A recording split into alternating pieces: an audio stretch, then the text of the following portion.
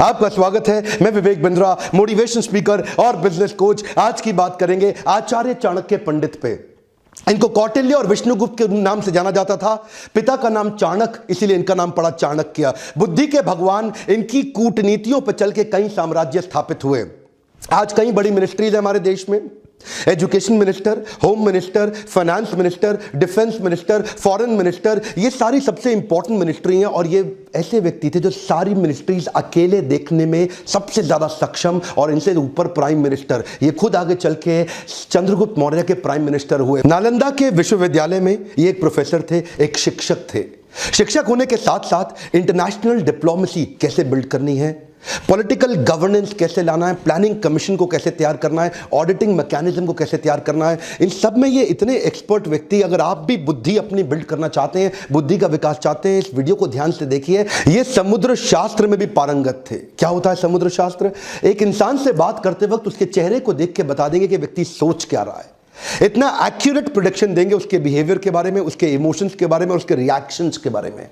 ये एक्सपर्टीज इनको आगे चल के कई साम्राज्य को स्थापित करने में इसकी मदद करी। इनके बचपन से शुरुआत करते हैं। एक बार चाणक्य बाहर बगीचे में खेल रहे थे। पीछे से इनके घर में एक एस्ट्रोलॉजर ज्योतिषी आया, जो उनकी मां से जब मिला तो उन्होंने चाणक्य की पत्री देख के बोला कि ये तो आगे चल के इसके जीवन में राजयोग लिखा है, ये आगे चल के देश का बड़ा प्रधानमंत्री भी बन सकता है। मां सोचने लगी अगर ये प्रधानमंत्री बन गया तो ये तो मुझको भूल जाएगा। तो उन्होंने कहा क्या ये बात सच है? बोला इसकी पुष्टि करनी हो तो चाणक्य के दांत को देखना, सामने वाले दांत पे उसके नागराज का चिन्ह होगा। और वो पुष्टि करने के लिए जब मां ने बुलाया तो देखा कि चाणक्य के दांत पे वो चिन्ह था। तो मां रोने लगी, बोली तू आगे चल के राजयोग के चलते प्रधानमंत्री बनेगा, मुझको भूल जाएगा। इतना सुनते ही चाणक्य ने पत्थर उठाया और अपना दांत तोड़ दिया और क्या बोला, मां तेरे प्रेम के चलते मैं ऐसे हजारों राजपाट तुरंत खत्म कर दूंगा। इससे पता चलता है चाणक्य को कभी सत्ता का लोभ नहीं था। आगे चल के देशभक्त चाणक्य तक्षशिला के प्रधानाचार्य बने, प्रधानाध्यापक बने। उन्हीं दिनों सिकंदर पूरी दुनिया को जीतते हुए भारत की तरफ बढ़ रहा था। सोने की चिड़िया भारत को लूटने के लिए वो आक्रमण पे आक्रमण कर रहा था, पोरस को हरा चुका था। और चाणक्य के मन में उन दिनों एक ही सपना था, क्यों ना अखंड भारत का निर्माण किया जाए, एक शक्तिशाली राजा को खड़ा किया जाए। ये अलग अलग राजाओं से इन्होंने मिलना शुरू किया। उस समय मगध जो सबसे बड़ा साम्राज्य था नंदा डायनेस्टी का, आज के समय में जो उड़ीसा है, बिहार है, उत्तर प्रदेश जो आज का समय है, वो सारा सब उस समय मगध कहलाया जाता था। और नंदा डायनेस्टी का सबसे बड़ा राजा धनानंद, ये उसके पास गए और उसको इन्फ्लुएंस करने का प्रयास किया कि क्यों ना सिकंदर के खिलाफ हम तैयारी करें। और तब इन्होंने कहा, अच्छा उस समय धनानंद बिजी था, किन चीजों में बिजी था? वो प्रजा से कर वसूलता था, टैक्स लेता था और उसको अपने जुए सट्टे लॉटरी में, पर स्त्री गमन में, अपने भोग विलास के अंदर खर्च कर देता था। इन्होंने इसको समझाया कि राजा का कर्तव्य है कि समाज से पैसा ले, जो आप टैक्स लेते हैं उसको समाज सेवा में लगा दें। और धनानंद को गुस्सा आया, बोला ए पंडित, तुम अपनी पंडिताई करो, मुझको राजपाट ना सिखाओ, सिकंदर यहां तक नहीं पहुंच पाएगा। जब चाणक्य ने इनको दोबारा समझाने का प्रयास किया, इन्होंने धक्का मार के उसको गिरा दिया नीचे।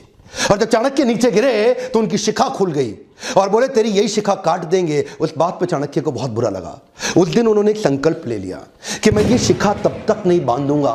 This is called converting anger into resolution. उन्होंने अपने क्रोध को संकल्प में परिवर्तित किया। बोला उस दिन तक शिखा नहीं बांधूंगा जब तक तेरे साम्राज्य को उखाड़ के एक अखंड भारत का राजा ना लाकर खड़ा कर दूं। बहरहाल अब चाणक्य को लगने लगा कि अब समय आ गया कि मुझे ही किसी को कल्टीवेट और बिल्ड करना पड़ेगा। चाणक्य की डिटर्मिनेशन आपको इस बात से समझ में आएगी कि उन्होंने एक यंग लड़के के प्रति अपना जीवन समर्पित कर दिया, जिसका नाम था चंदू। इसका नाम आगे चल के पड़ा चंद्रगुप्त। इसको उन्होंने ट्रेनिंग दी, बहुत सारे संस्कार और सारे प्रकार के शास्त्र उसको सिखाए। इमेजिन करिए, ये 17-18 साल के लड़के चंद्रगुप्त की मदद से इन्होंने सोचा कि मैं सिकंदर के साम्राज्य को उखाड़ दूंगा। चंद्रगुप्त को खुद को भी विश्वास नहीं था, लेकिन उनको निष्ठा थी, उनकी शरणागति थी चाणक्य पंडित के प्रति। चाणक्य उनको एडवाइस करते चले गए, गाइड करते चले गए। चंद्रगुप्त उनकी सारी बातों को मानते चले गए। ये कहते थे कि शत्रु की दुर्बलता जानने तक उसे अपना मित्र बनाए रखो।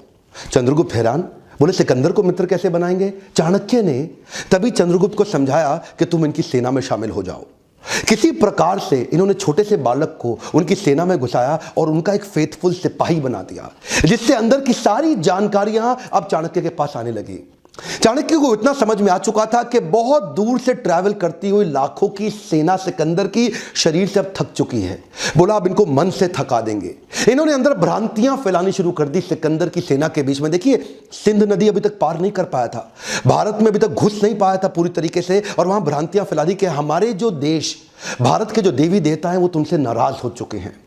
इन्होंने अजीबोगरीब काम कराए। कभी कभी अलग अलग दिनों में खाने में जहर मिला देते थे, द्विकंटक नीति के साथ छोटे छोटे अटैक करा देते थे, उनके देश के झंडे को जो पहाड़ पर लगा हुआ है उसको जला देते थे, अलग अलग प्रकार की विस्मक भ्रांतियां फैला देते थे, लोगों के अंदर कंफ्यूजन, आपस में उनको लड़वा देते थे।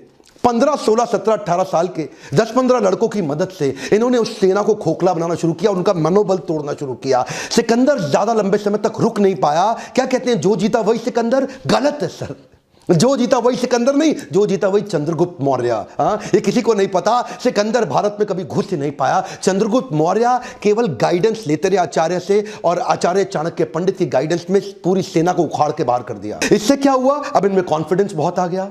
5000 हाथी घोड़ों की एक सेना बना के सोचे कि मगध की राजधानी पाटलिपुत्र पर जाकर के एक हमला कर देते हैं और धनानंद को भी उखाड़ देंगे। अब ये ओवर कॉन्फिडेंस इनके लिए नुकसानदायक रहा। ये पहुंच तो गए 5000 की हाथी घोड़ों छोटी सी सेना लेके, लेकिन आधे दिन के अंदर दोपहर होते होते ही मगध की सेना ने इनको उखाड़ के बर्बाद कर दिया, खत्म कर दिया। किसी प्रकार से चंद्रगुप्त चाणक्य ने अपनी जान बचाई, भाग करके एक झोपड़ी के पीछे जाके छिप गए। अंदर मां कुछ खाना बना रही थी बच्चे को लेके, और बच्चा वो जो गरम गरम खिचड़ी थी खौलती हुई, उसमें हाथ डाल के जैसे ही खाना खाने लगा उसका हाथ जल गया। और तभी मां चिल्लाई, अरे पागल हो गया है तू, तो चाणक्य की तरह मूर्ख है, खिचड़ी के अंदर गरम गरम हाथ डालेगा तो जल ही जाएगा। परिधि से कोने कोने से खिचड़ी को खाओ, ठंडा करके आराम आराम से, कोने कोने से खाओगे हाथ नहीं जलेगा, बीच में हाथ डालोगे हाथ जल जाएगा। चाणक्य ने जाके बीच में मगध के झगड़ा कर लिया, उसको बाहर बाहर से तैयारी करनी चाहिए थी। यह बात सुनते ही चाणक्य की आंखें खुल गई, उनको अपनी गलती का एहसास हुआ। उन्होंने जाकर के औरत के पांव छुए और बोले, माई तुमने मुझको एक नई बड़ी शिक्षा दी। चाणक्य में सबसे अच्छी बात क्या थी, वो कई बार तकलीफों में आए क्योंकि बड़ी रिसोर्सेज सेना नहीं थी। धनानंद उस समय सबसे बड़ा साम्राज्य था उनका, नंदा डायनेस्टी का, लेकिन इन्होंने जाकर के 7 स्ट्रैटेजीज बनाई। पहली जो उन्होंने मां से वही सीखी कि परिधि पे हमला करो। परिधि मतलब बाहर का सर्कमफ्रेंस, जो बाहरी घेरा होता है। तो धनानंद के बाहरी घेरे में जिन जिन राज्यों पे उसकी कमजोर पकड़ थी, जहां जहां उसकी वहीं से इन्होंने हमले करने शुरू किए, छोटे छोटे हमले करने शुरू किए, जिसके लिए इन्होंने दूसरी स्ट्रैटेजी अपनाई, विष कन्याओं की टीम तैयार करी। ये विष कन्याओं की सेना क्या होती है, बड़ी सुंदर सुंदर खूबसूरत लड़कियों की एक सेना तैयार करी, जिनको थोड़ी थोड़ी मात्रा में विष दे दे के उनको विष कन्या के रूप में तैयार कर दिया। ये पहली बार हुआ, इससे पहले कभी नहीं हुआ। दुनिया भर में बहुत सारे काम चाणक्य ने पहली बार किए, और ये विष कन्याओं की सेना वहां के परिधि के राजाओं को चूम कर अपने चुंबन से उनको विष देके समाप्त कर देती थी। इतना ही नहीं, इसके बाद इन्होंने तीसरी स्ट्रैटेजी क्या अपनाई, जासूसों की सेना बनाई। इतने जासूसों को ट्रेनिंग दी कि जासूसों को कैसे बढ़िया जासूसी करके सारी खबर अंदर की लाके देनी है। अब चाणक्य को समझ में आ गया, स्ट्रैटेजिकली चलेंगे। ये क्या कहते थे, शत्रु के साथ लेकर के कभी गुस्से से शत्रु के बारे में मत सोचो। अगर गुस्सा आ जाएगा शत्रु के खिलाफ तो आपकी एनालिटिकल एबिलिटी खत्म हो जाएगी। तो चाणक्य जो आंकलन करते थे ना, एनालिसिस, वो ऐसा इतना जासूसों से इतनी इंफॉर्मेशन लाते थे, और कभी कभी जासूसों की भी जासूसी करा देते थे। चाणक्य इतने एक्सपर्ट थे कि पैरेलली चौथी स्ट्रैटेजी बना रहे थे, building a high performance team. ये इन्होंने कैसी करी, इन्होंने वात्सायन मुनि का एक वेश धारण कर लिया, और ये जानते थे कि अगर बड़ी सेना बनानी है तो उनके मन, बुद्धि और आत्मा को जीतना पड़ेगा। एक पॉपुलर अपने आप को वात्सायन मुनि के भेष में जाकर के लोगों को जगह जगह कथा प्रवचन करते थे, और उनको धीरे धीरे इंस्पायर करते थे कि तुम चंद्रगुप्त की सेना को ज्वाइन कर लो। ये जानते थे कि प्रेम से बात करूंगा और आध्यात्मिक बात करूंगा, लोग प्रभावित हो जाएंगे, प्रभुभावित हो जाएंगे, और मेरी स्टोरी और मेरी कहानी पे विश्वास करेंगे और चंद्रगुप्त की सेना को ज्वाइन करते चले जाएंगे। उनकी आत्मा, मन, बुद्धि को जीतने के बाद अपनी वाणी की शक्ति से उनको प्रभावित करके एक एक करके धीरे धीरे 8 लाख लोगों की सेना तैयार कर दी। यह सेना ऑलरेडी 4 गुना बड़ी हो चुकी थी अब धनानंद से।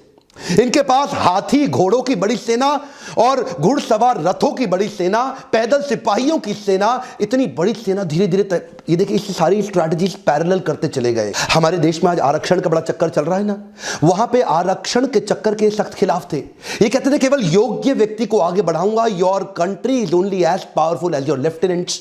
तो अपने लेफ्टिनेंट को चूज करते थे। जो आदमी योग्य है उसी को आगे बढ़ाते थे। उनके ट्रेनिंग कैंप्स पे क्या कहते थे कि राजा को अपने आसपास के लोग बुद्धिमान और योग्य रखने चाहिए, चापलूस लोग नहीं चाहिए जो केवल आपकी तारीफ करते रहें। चाणक्य श्लोक बोलते थे, दुर्जनेषु च सर्पेषु वरम सर्पो न दुर्जना, सर्पोदंशति कालेना दुर्जनस्तु पदे पदे। चाणक्य कहते थे दुर्जन मतलब दुष्ट व्यक्ति और सर्पेशु मतलब सांप, इन दोनों में से सांप अच्छा है। वरम सर्पो न दुर्जना, दुर्जन को छोड़ दो, सांप के साथ रह लो। सर्पोदंशति कालेना दुर्जनस्तु पदे पदे, सांप तो एक ही बार काटेगा, एक ही बार डसेगा, लेकिन दुर्जनस्तु पदे पदे, दुर्जन व्यक्ति हर कदम पे आपको डसेगा, हर बार डसेगा। इसीलिए क्या कहते थे कि मैं टीम ऐसी तैयार करूंगा जो केपेबल लोगों की हो और दुर्जन ना हो। तो ये एक हाई परफॉर्मेंस टीम तैयार करते गए और साथ साथ ये छापामार युद्ध के छोटे छोटे प्रयास करते गए। ये इनकी अगली स्ट्रैटेजी समझिएगा। एक तो देखिए होता है कि टेस्ट एंड लॉन्च और एक होता है launch and test. Test and launch क्या होता है? पहले छोटे छोटे टेस्ट करो, पायलट एक्सपेरिमेंटेशन करो, छोटा टेस्ट करो और उसके बाद उसको वैलिडेट करो। और दूसरा क्या है, पहले लॉन्च कर दो और बाद में देखना टेस्ट करके रिजल्ट आया कि नहीं आया। जो पिछली गलती करी थी 5000 घोड़े सैनिक के साथ, वो क्या था, पहले लॉन्च कर दिया, बाद में टेस्ट से पता चला कि ये फेल हो गए। अब क्या करते थे, अब कहते थे अभ्यास करेंगे। बोले प्लानिंग और प्रैक्टिस में फर्क है। प्लान तो आपका ठीक हो गया लेकिन छोटे छोटे प्रैक्टिस करेंगे। तो छापामार युद्ध परिधि में लगातार करते रहते थे। उससे इनकी प्रैक्टिस बढ़ती चली गई, इतनी प्रैक्टिस बढ़ गई कि उसके बाद वो टेस्ट एंड लॉन्च इतने सारे टेस्ट कर दिए कि ताकि बड़ा हमला करने पे दिक्कत ना आए। और अगली स्ट्रैटेजी में इंटरनेशनल अलायंसेस बिल्ड करके अपनी ताकत और अपनी सेना को बढ़ा करते गए। कश्मीरी राजा प्रवर्तक को उन्होंने अपने साथ में लिया और बाहर से कई यूनानी राजाओं को भी अपने साथ लिया, जो ये पिछली बार पहले जीत चुके थे ना सिकंदर को, तो वहां से कुछ यूनानी राजाओं के साथ भी उन्होंने सपोर्ट लिया। पोरस का भी सपोर्ट अपने साथ में लिया और कई समुद्री लुटेरों को भी अपने साथ में अपनी सेना में बनाया। इतनी बड़ी सेना बना करके ये 7 स्ट्रैटेजीज मिला के इकट्ठे चलते चले गए। एक एक करके अंदर घुस के पूरी धनानंद की नंदा डायनेस्टी को उखाड़ के खत्म कर दिया। धनानंद कभी सपने में नहीं सोच पाया, वो तो शराब के नशे में रहता था, प्रजा के टैक्स को अपने मजे के लिए खर्च कर देता था। लेकिन चाणक्य जानता था अखंड भारत का सपना मुझे ऐसे ही पूरा करना होगा। ये 7 पैरेलल स्ट्रैटेजीज पे आप वीडियो को वापस घुमा घुमा के ध्यानपूर्वक देखिए। ये तो थी चाणक्य की 7 पैरेलल स्ट्रैटेजी धनानंद को जीतने के लिए। इसके बाद अखंड भारत को उन्होंने बढ़ाया कैसे? Kabul, Gandhar, Kandahar, Balochistan, Turkmenistan, Kyrgyzstan, central Asia तक उन्होंने एक छत्र राज्य कैसे एस्टैब्लिश किया, यह अभी नहीं बताऊंगा, यह अगले वीडियो में बताऊंगा।